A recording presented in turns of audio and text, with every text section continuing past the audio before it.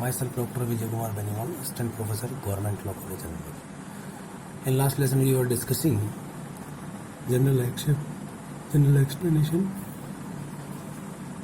topic, second topic of IPC. In that, the section 21, public servant, लोक सेवक.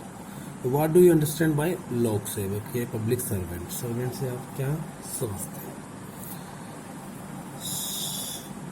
IPC के section 21 में 12 बिंदु या 12 पॉइंट्स दिए गए हैं जहाँ लोक सेवक को, पब्लिक सर्वेंट को डिस्क्राइब करते हैं, जिन्हें स्पष्ट करते हैं. फर्स्ट,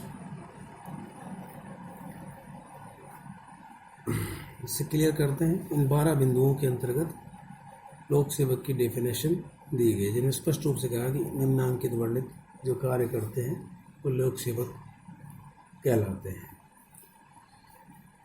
इसमें कई तरह की सेवाओं के सदस्य बताए, जिसमें पहला है आर्मी ऑफिसर्स.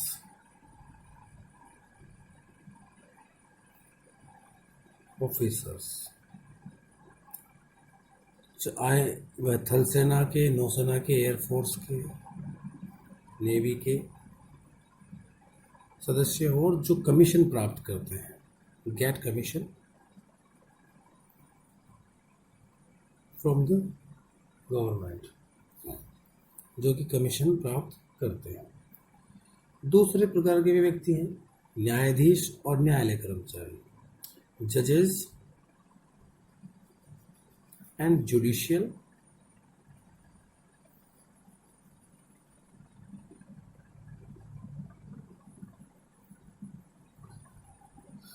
स्टाफ या सर्वेंट्स. इसमें क्या है, प्रत्येक न्यायाधीश लोक सेवक है और जुडिशियल सर्वेंट्स या ऑफिसर्स जो कि वो भी लोक सेवक हैं, जो किसी मामले में कोई इंक्वायरी करते हैं, कोई अटेस्टेशन करते हैं, प्रमाणित करो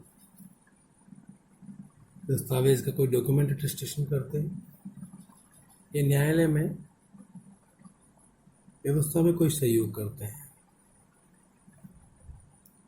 मैनेजमेंट, कोर्ट मैनेजमेंट में सहयोग करते हैं. इसके अंतर्गत जो बात बताई गई है, जूरी का सदस्य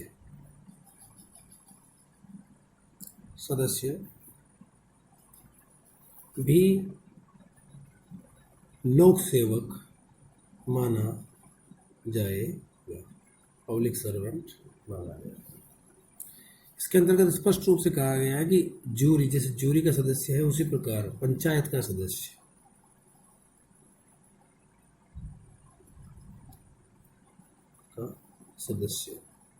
member of panchayat is also public servant.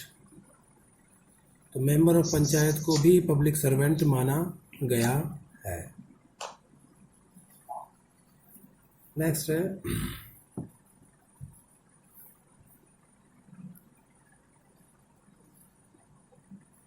Third, officer who are functioning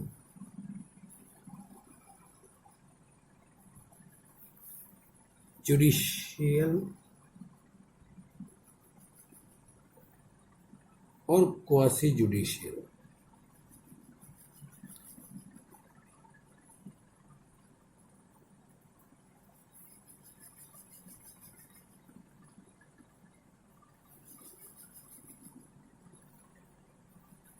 प्रत्येक मध्यस्थ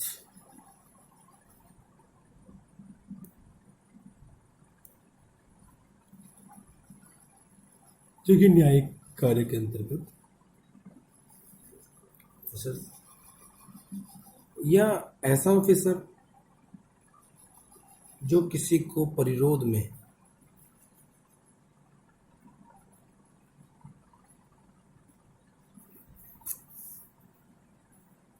ऑफिसर जो किसी को परिरोध में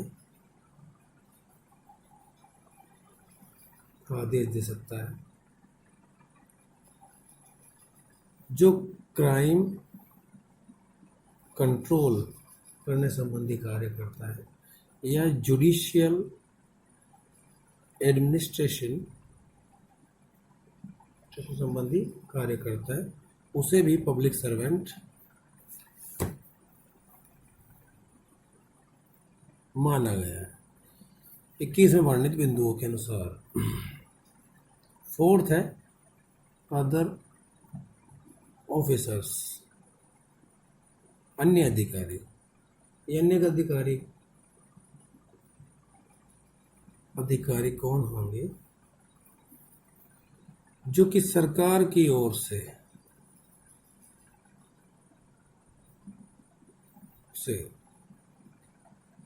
कोई संपत्ति ग्रहण करें, यानी प्रॉपर्टी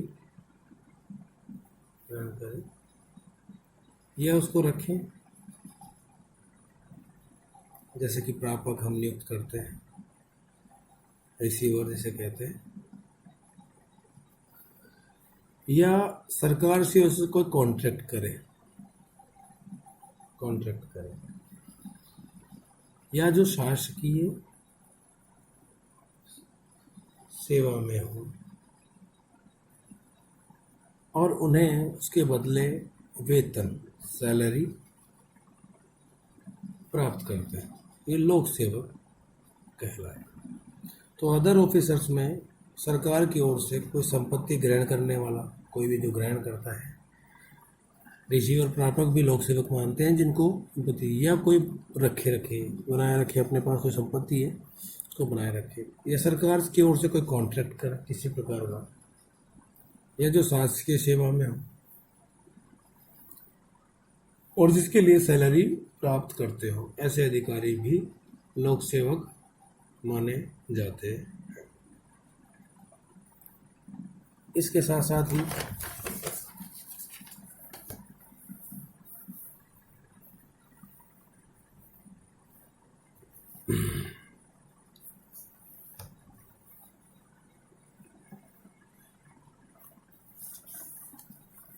पांच में जो अदर ऑफिसर्स हैं उसमें जो निर्वाचन नामावली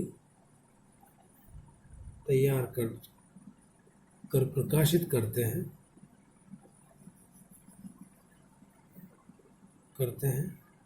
वे भी लोक सेवक माने जाते। सरकारी कंपनी यानी गवर्नमेंट कंपनी की सेवा में हो, सर्विस में हो और वेतन प्राप्त करते हो, ये भी लोक सेवक माने जाते हैं। तो इन 12 बिंदुओं में जो स्पष्ट बात है वो इसे यहाँ पर स्पष्ट कर दी गई है। अब मुख्य क्वेश्चन ये है कि सरकार के सेवक, गवर्नमेंट सर्वेंट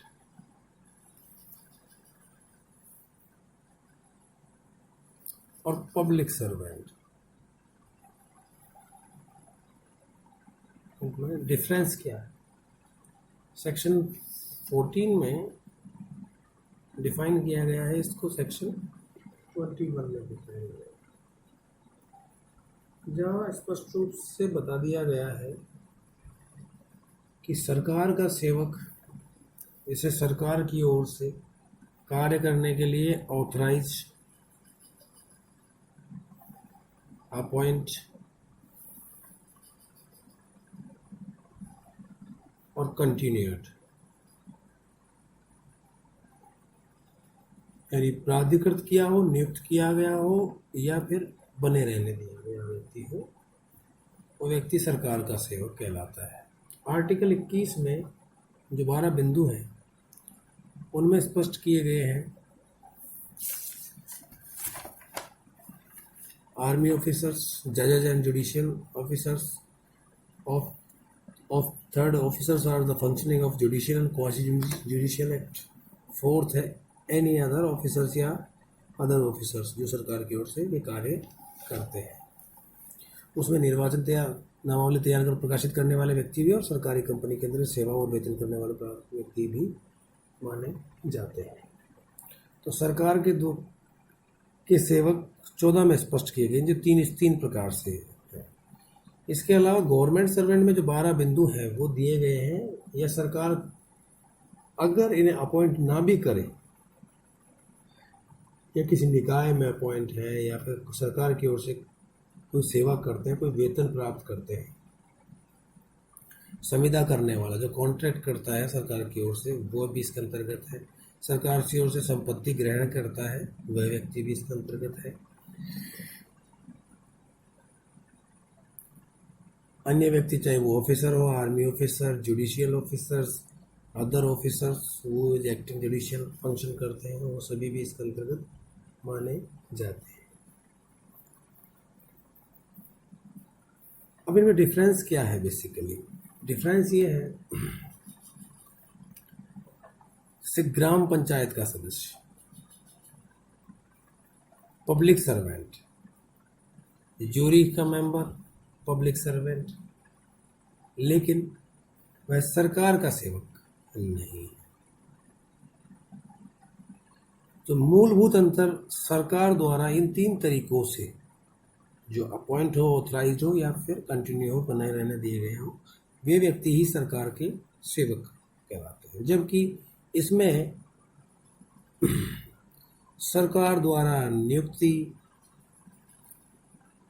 ऑथराइजेशन और कंटिन्यू जैसे शब्द स्पष्ट नहीं किए गए हैं। यहाँ मूलभूत बात यह है कि जो क्लासिफिकेशन ये स्पष्ट किए गए हैं 12 बिंदुओं में साफ साफ रूप से स्पष्ट कर दिए गए कौन कौन व्यक्ति होगा। उनके अलावा सर कौन कौन संपत्ति रखता है, संविदा करता है, अन्य चीज़ें करता है, उसके अंतर्गत सरकारी से कंपनी में भी कार्य करता है, तो वो भी इसके अंतर्गत माने जाएंगे। तो यह सरकार द्वारा ऑथराइज, अपॉइंटेड और कंटिन्यू व्यक्ति ही माने जाएंगे। जबकि आर्टिकल 21 में कोई सेवा या वेतन प्राप्त करता है उसके बदले तो वो कर्तव्य यानी अपनी ड्यूटी, लोक कर्तव्य का पालन करता है और उसके बदले सैलरी प्राप्त करता है, तो वो व्यक्ति लोक सेवक कहलाता है। एग्जाम्पल,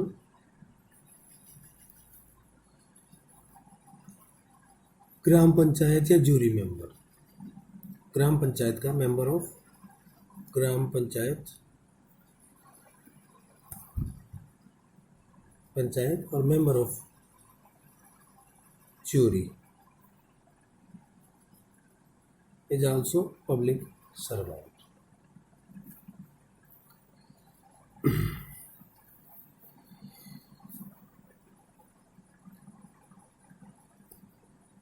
इस पर कुछ केसेस है जो और भी स्पष्ट कर देंगे कि सरकार का सेवक और लोक सेवक में क्या डिफरेंस है और किन किन व्यक्तियों को लोक सेवक के अंतर्गत माना गया है। यानी यहाँ पर लोक सेवक की विस्तृत संकल्पना है जहाँ पर कई प्रकार की अथॉरिटी के अंतर्गत कोई व्यक्ति कोई कार्य करता है या वेतन प्राप्त करता है तो वो व्यक्ति भी लोक कर्तव्य करता है और उस लोक कर्तव्य के बदले उससे वेतन प्राप्त होता है, वो व्यक्ति लोक सेवक कहलाता है। लेकिन सरकार के सेवक होने के लिए सरकार द्वारा प्राधिकृत, सरकार द्वारा नियुक्त और सरकार द्वारा बने देने गए व्यक्ति ही जो सरकार की ओर से कार्य करने के लिए अपॉइंट किए गए हैं, ऑथराइज किए गए हैं या कंटिन्यू किए गए हैं, वे व्यक्ति ही सरकार के सेवक कहलाते हैं। कुछ लीडिंग केस हैं जो इसे और भी स्पष्ट करेंगे, जैसे G.A. Monteria versus state of Ajmeria, Ajmer राज्य, AIR 1957 SC 13 के बाद में क्वेश्चन अराइज हुआ कि कोई व्यक्ति लोक सेवक है या नहीं। इस निर्धारित करते समय 2 बातें स्पष्ट की गई कि व्यक्ति सरकार की सेवा में कार्यरत है, इन सर्विस ऑफ गवर्नमेंट, और सरकार से वेतन पाता है, सैलरी प्राप्त करता है। क्या उसे लोक कर्तव्य यानी पब्लिक ड्यूटी के पालन के लिए न्यस्त किया गया है? किया गया। ये दोनों शर्तें जहां पूरी हो जाती हैं उसे वहां पर व्यक्ति को पब्लिक सर्वेंट माना गया, मॉन्टेरिया। दूसरा केस है state of Maharashtra. State of Maharashtra versus Laljit Ramji Shah, AIR 2000 SC 937 के। इन्होंने स्पष्ट किया कि जैसे इस मामले में स्पष्ट किया गया कि सहकारी समितियों के अध्यक्ष को भी आर्टिकल सेक्शन 21 में इसमें पब्लिक सर्वेंट माना गया है, नहीं माना गया है, पब्लिक सर्वेंट नहीं माना गया। तो जो सरकारी समिति के जो अध्यक्ष हैं वो पब्लिक सर्वेंट के रूप में नहीं आते हैं। इसका एक मोस्ट इम्पोर्टेंट लीडिंग केस है, वो है RS नायक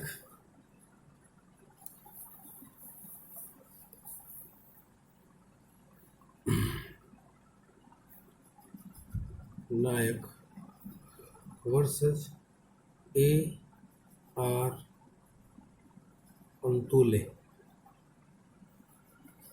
इस मामले में MLA को क्वेश्चन राय हुआ, MLA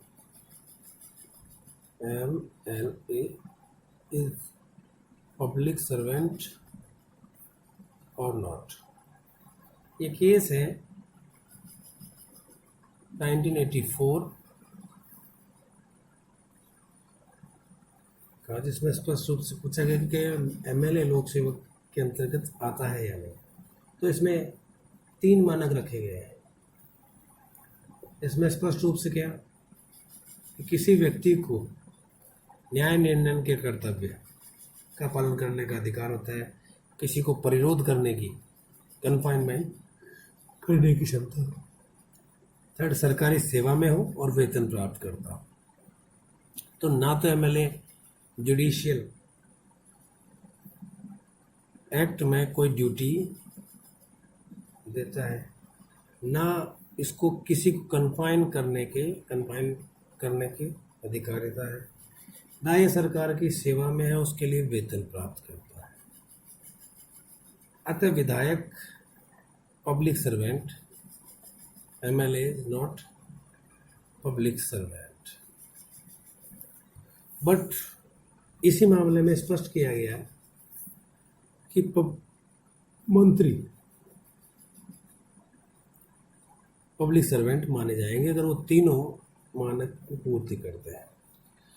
एक और लीडिंग केस है जिसमें स्पष्ट रूप से कहा गया है, जैसे M करुणानिधि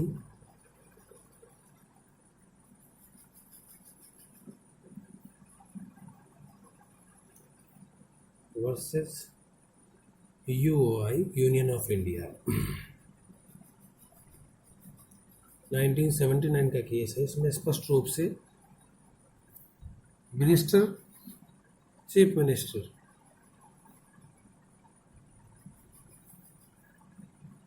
और चीफ मिनिस्टर दोनों को पब्लिक सर्वेंट माना है।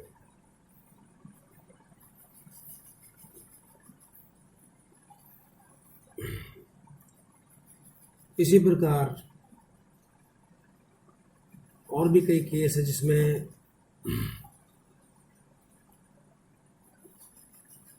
होम गार्ड के सदस्य जैसे विपिन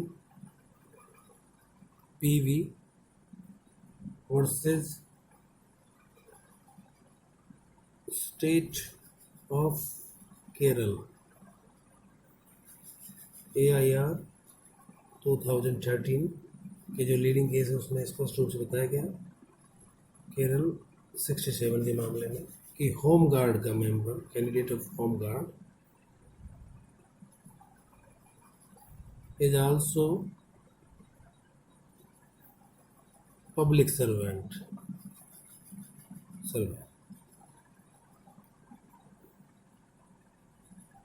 इसके अलावा railway employees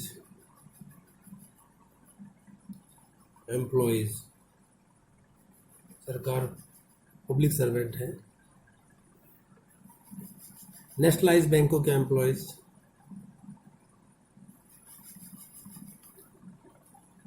bank employers is also public servant.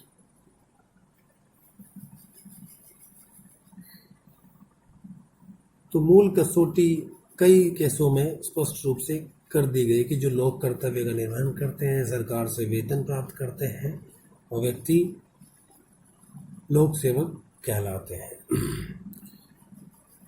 कई अन्य केसों में भी लोक सेवक को डिफाइन किया गया है। जहाँ कोई पद ग्रहण करते हैं, कोई वेतन प्राप्त करते हैं, उनको लोक सेवक माना गया